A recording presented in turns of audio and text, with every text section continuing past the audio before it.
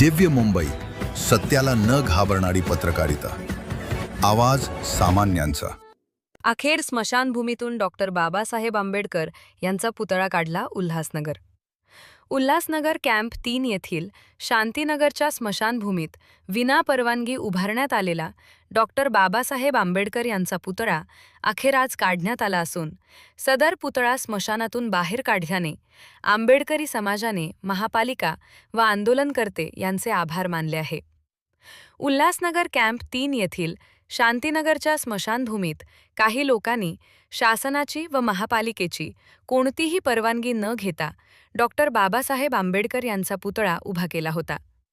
तर आकार-उकार नसलेला व व्यवस्थितरित्या तयार केलेला नसलेला पुतळा हा स्मशानभूमीत उभा करून आंबेडकरी समाजाचा व बाबासाहेबांचा हा एक प्रकारे अपमान होता.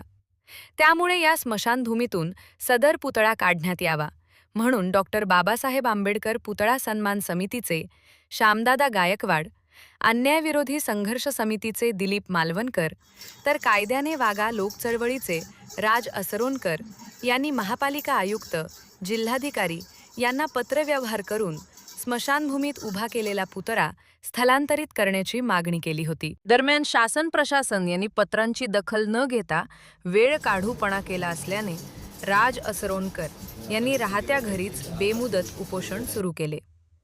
तर त्यांच्या उपोषणाला शहरातून आंबेडकरी समाजाने समर्थन देत पुतळा स्थलांतरित झालाच पाहिजे अशी मागणी लावून धरली.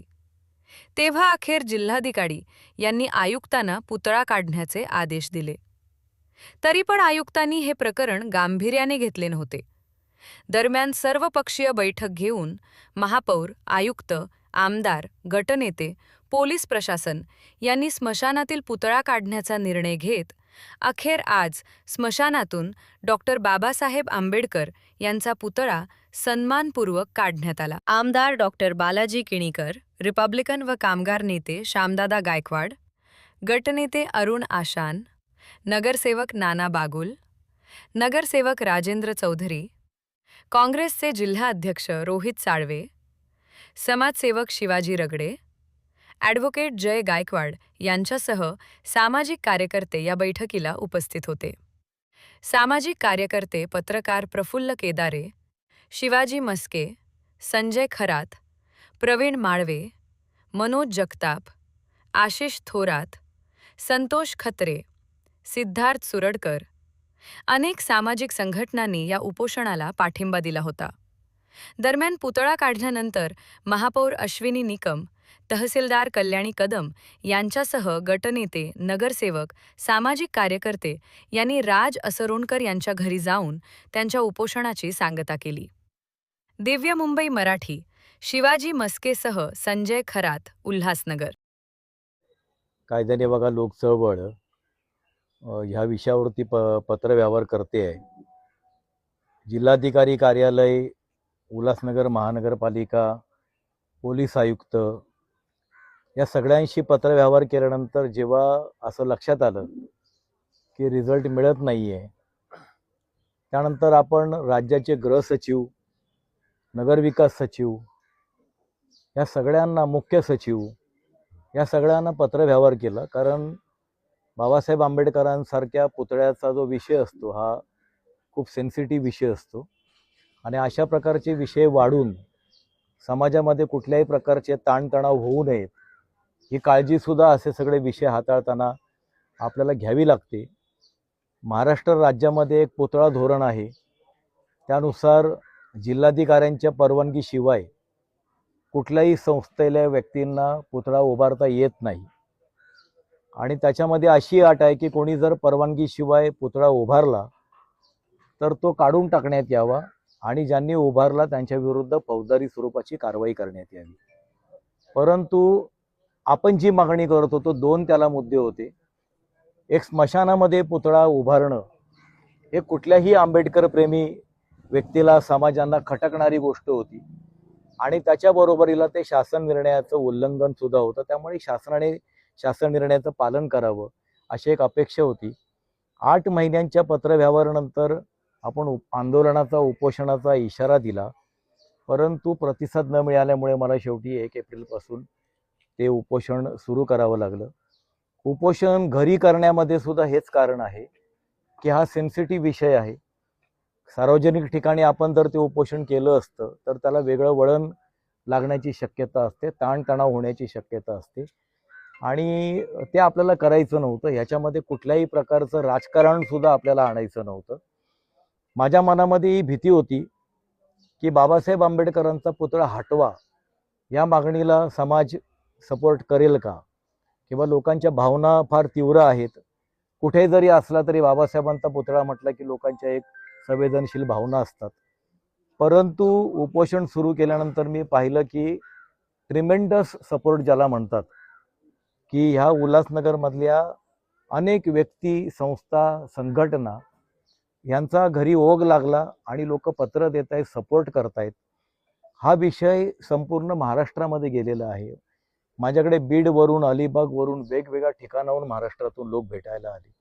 आणि इतकंच नाही तर हा महाराष्ट्राच्या बाहेर हरियाणा, उत्तर प्रदेश सुद्धा पर्यंत सुद्धा हा विषय गेला होता. आणि त्यामुळे मला जेवढा पाठिंबा वाढतोय तेवढी माझ्या मनामध्ये ही भीती होती की शासन निर्णयाच्या अनुसरणाने जो निर्णय व्हायला पाहिजे होता तर त्याला वेगळं वळण लागायला नको. याच्यावरती कुठल्याही प्रकारच्या हिंसक घटना शहरामध्ये, राज्यामध्ये व्हायला नको. तर पाठिंबा मिळतोय तर माझ्या मनामध्ये ही पण भीती होती. परंतु आज आम्ही ते आंदोलन जिल्हाधिकारी ऑफिसला शिफ्ट करणार होतो. हा शासन निर्णय उद्या तिथे जाळण्याचा माझा मानस होता. तिथे आपण शासन निर्णय जाळून याची सुरुवात करणार होतो जिल्हाधिकारी ऑफिस समोर.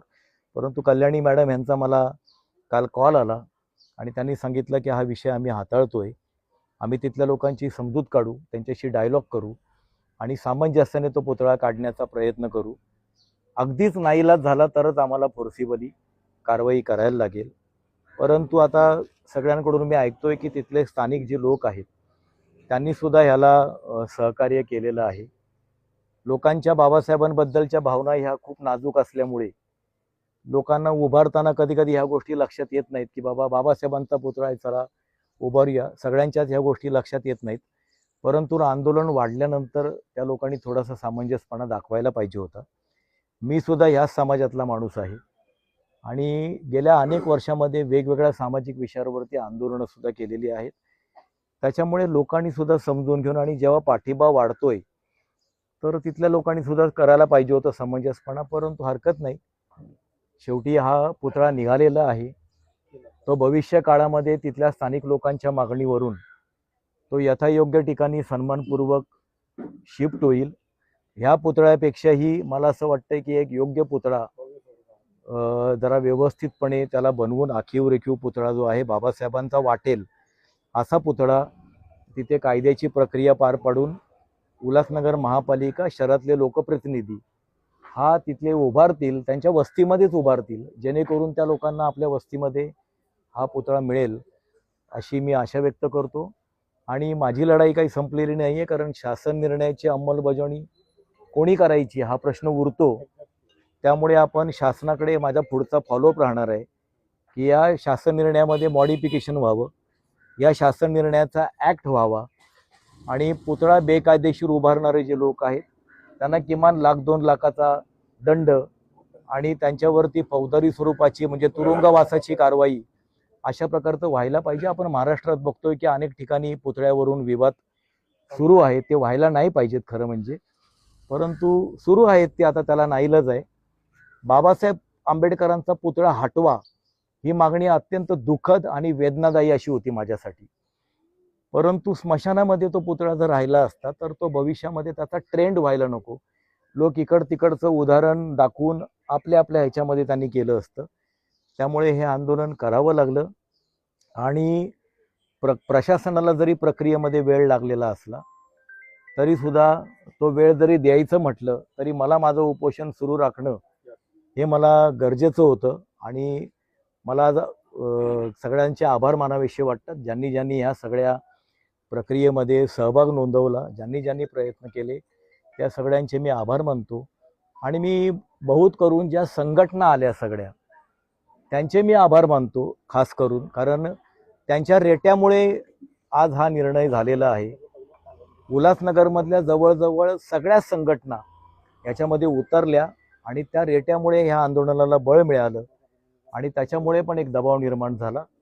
आणि मला सर्वात शेवटी एकच गोष्ट सांगायची आहे की आंदोलन झालेलं आहे, संपलेलं आहे, पुतळा बाहेर निघालेला आहे आणि कोणाही कुठल्याही व्यक्ती संघटनांबद्दल संस्था संघटनांबद्दल माझ्या मनामध्ये कुठल्याही प्रकारची कटुता नाही. कारण मी बाबासाहेब आंबेडकर बुद्धाचा विचार मानणारा माणूस आहे आणि त्यामुळे कुठल्याही प्रकारची कटुता ह्या आंदोलनाच्या दरम्यान एकमेकाच्या मनामध्ये आली असेल तर ते आपण बाजूला करूया.